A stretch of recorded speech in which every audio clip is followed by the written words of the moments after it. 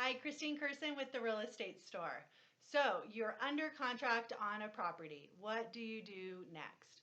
Well, the first thing you need to do is make sure your lender has a copy of the contract. They're going to need this as soon as possible to get started with your loan. Next, you want to get earnest money to your real estate broker or title company. Then you are going to start your due diligence. Under your due diligence, one of the first things you want to arrange is a home inspection. Home inspectors will go through the property, they go on the roof, they go under the home, they will look at appliances and heating systems and give you a good general idea of what condition the home is in. If they find something that they think you should have further looked at, then at that point you can hire an electrician or a plumber or a contractor or engineer, whatever that problem is, and have someone else come in and inspect that item. Really, in the inspection period, you can hire anyone you want to look at all of the functions of the home. And you really want to make sure that you have a good idea of the condition of the home. And if there's anything that you want to be corrected, or if you'd like the seller to give you seller's concessions or take money off the purchase price of the property, then you will talk to your realtor about these items and try to resolve them with the seller. If you cannot come up with an agreement, the contract will terminate, and as long as this happens before your termination deadline, you would be entitled to get your earnest money back. So it does become a negotiation point. Another due diligence is your title commitment.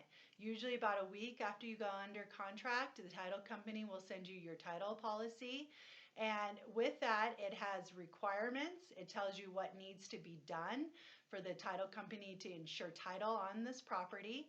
And then it'll have exceptions. These are items the title policy does not cover against. In the exceptions, you will see links to anything that's been recorded on your property. You want to go through the links and make sure that there's nothing weird recorded on the property. If there's easements recorded, you want to make sure that you're okay with these easements. Typical things we see here in Montrose is most people in Montrose don't own their mineral rights. In the late 1800s, those were sold off to different people, and so most houses I sell in this town, people do not own the rights to the minerals in their lands. It is important that you understand this when you're buying a house. If there's anything recorded against the property that we don't understand, we can go to the title company at that point for further clarification. You'll also find covenants if you're in an HOA, plats for the property, all those things that have been recorded on your property. So make sure you go through those with your broker and you understand what a title commitment is. It is important. Another due diligence item is if you are buying a home that is in an HOA, you're going to be getting all of your HOA documents. Those will have any minutes, bylaws, a budget for the HOA, any insurance policies the HOA have. It is required by law that the seller provides you these documents for the HOA. You want to make sure the property you are buying, that you are acceptable to everything within the HOA. You want to be able to look at the budget, make sure that the HOA has money to pay their bills, and be comfortable with whatever rules that they have in the HOA. After you get through your due diligence, typically your appraisal will come in. The lender orders an appraisal usually within a few days of going under contract.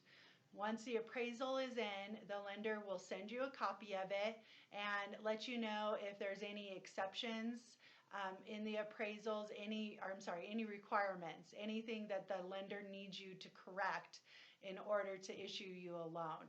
Sometimes if you're getting an FHA or VA loan, they will not allow things like peeling paint on a property or broken windows.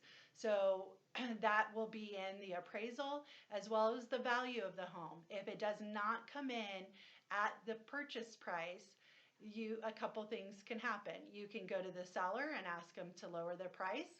They do not have to agree to this, but sometimes they do. Or you can bring more cash.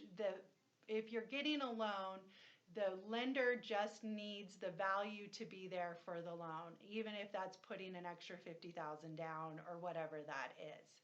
Again, it isn't out of the contract if you cannot agree with the seller and get that resolved. As long as you terminate before your appraisal resolution deadline, you will be entitled to your earnest money. The settlement statement. So usually about a week before you close, you'll get a settlement statement from the title company. This has a breakdown of charges. It shows you any lender fees, any title company fees, your appraisal is usually in there.